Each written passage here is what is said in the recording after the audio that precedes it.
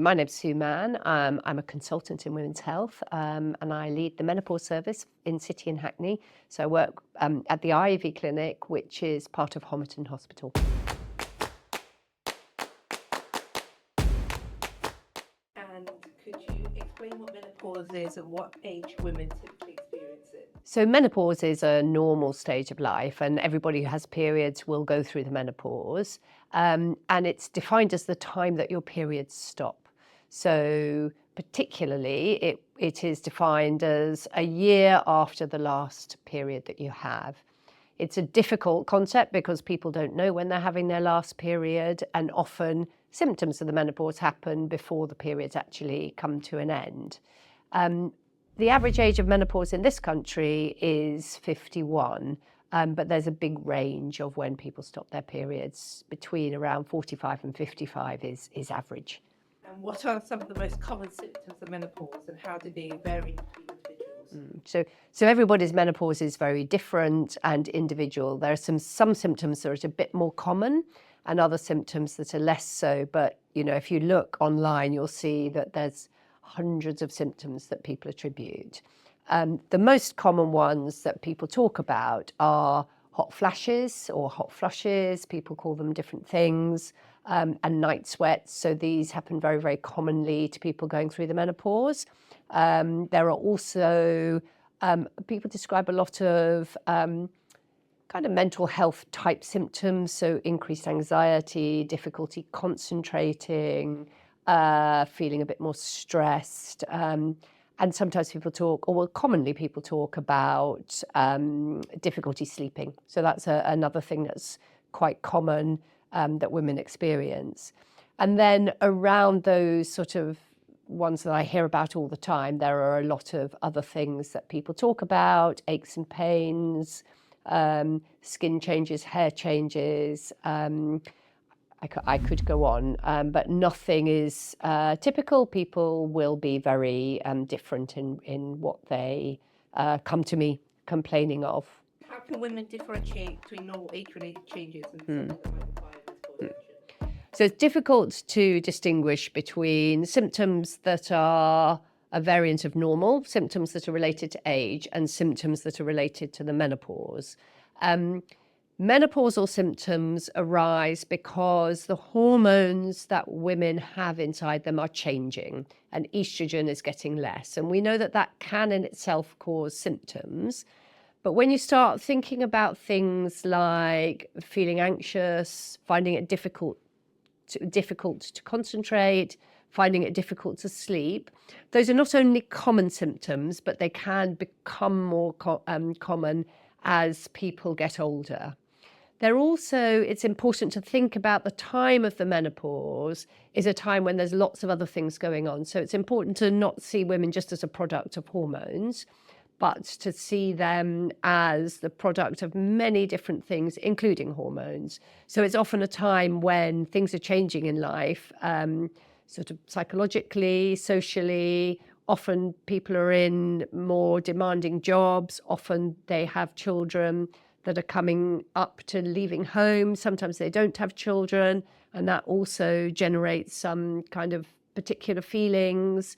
Sometimes they've been in a relationship for a long time, or sometimes they're not in a relationship. So I think the menopause is a transition time as well as just a time when hormones are changing. And so the way that we treat menopause is not just saying, well, here you are, have some hormones. It's more what is going on in life that might be generating a range of symptoms, some of which can be due to hormones and some of which might not be. Okay, my next question is, many women experience mood swings, fatigue and hot flushes.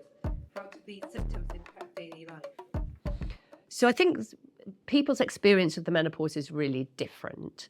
And sometimes symptoms are really, really troublesome, and therefore they impact a lot on people's lives. So if you're having very, very bad hot flushes and they're happening, several times a day, you might be in important situations, you might be talking to someone at a time when a hot flush comes up, and it can be really debilitating for someone, both just physically in terms of feeling very, very hot, but also sometimes people talk about feeling uncomfortable and embarrassed and not wanting to draw attention to themselves. So the impacts are more than just the physical impacts. If night sweats happen, which is another thing that often goes along with daytime hot flushes, people describe having to wake up at night. It makes their sleep poorer. And then when they have to get up at night, often they have to change their clothes, they have to change their sheets. So it can be really, really significant. And then when we think about some of the mental health symptoms, these can also be very severe. And we know that mental health impacts hugely on day-to-day life. So a worsening situation around mental health is going to affect every aspect, whatever a woman is doing, whether that be at home, whether that be socially, whether that be in work. So really, really important to help out. And then the other thing to think about, which is less talked about, is that women can experience some vaginal discomfort, some vulval discomfort, and that can impact them a lot. They can feel uncomfortable, but also sexually that can be an issue, and it can make it difficult to either want to have sex or the comfort of having sex. So that, again, is something that impacts on lives and relationships. I think you've answered this a lot already, but the next question is, how can menopause affect a woman's physical health beyond hot flushes and hormonal changes? So the impacts of menopause are broad and can be broad. And so, if I think about what I see in my clinic, people will come in with all sorts of things, and I have to tease out which ones might be menopausal and which ones might not be. So the next question is, what treatment options are available for managing menopause symptoms, and how can women work with their GP to find the right approach? So I think that the first point about menopause and treatment is to understand that it is a normal stage of life. So it's not a disease, and really we don't treat it like a disease. However, sometimes people have symptoms that do need treatment or they decide they would like treatment. So the first thing to say is that treatment has to be about the whole person. So understanding the symptoms, the impacts of the symptoms, other underlying causes, and other things that might be going on in life at the same time. Because you can't really think about treatments until you really understand the causes, and that can be quite a complicated thing. It is important that when women see a GP or a practice nurse, that menopause is something that's in mind if they are around the time of the menopause, and then really trying to understand which symptoms they have that might be related to the menopause and which symptoms are not related. And so important for the woman and the GP or the practice nurse to recognize that that's a possibility and might be playing a part in the kinds of symptoms that they're presenting with. Often that's very obvious because someone will come in with debilitating hot flushes. Other times there might be more subtle symptoms that may or may not be related. When we're thinking about treatment options, it's really, really important to make those decisions and have those discussions together. It is a shared decision making so that it's not one thing's right and one size fits all. It's something that is tailored towards the needs and the wants of the woman who comes to see her healthcare practitioner. Are there any lifestyle changes or natural remedies that can help alleviate symptoms? So I think thinking about the whole person in menopause treatment is really important. So one is what else apart, people talk a lot about HRT, but what else apart from that? So there's a number of things. So menopause is a transition, and it's an important time to be thinking about the future and thinking about how can I make myself feel better right now, and what do I need to do to make sure that my health is as good as possible going forward. So that's physical health, mental health, emotional health, and so forth. So there's lots of lifestyle things that both can diminish symptoms, but can also prevent future kind of disease. And they're things that we talk about all the way through life, but can often be particularly important at this time. So diet is extremely important.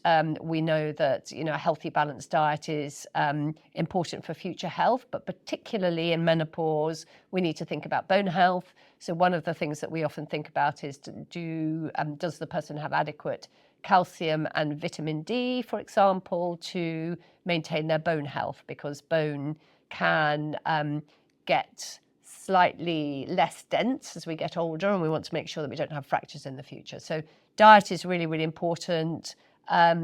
Exercise, again, important for long-term health, but also important in terms of symptom management. So good diet and exercise can really help alleviate symptoms, but it also helps in future health. We also know that things like drinking alcohol, caffeinated drinks, fizzy drinks can make things like hot flushes worse, but also can affect sleep. So those things are really important in managing symptoms. And then smoking is an obvious lifestyle thing that we should be thinking about at this time in terms of sort of preparing for future optimization of health. How can menopause impact mental health, and what advice do you have for women feeling overwhelmed during this time?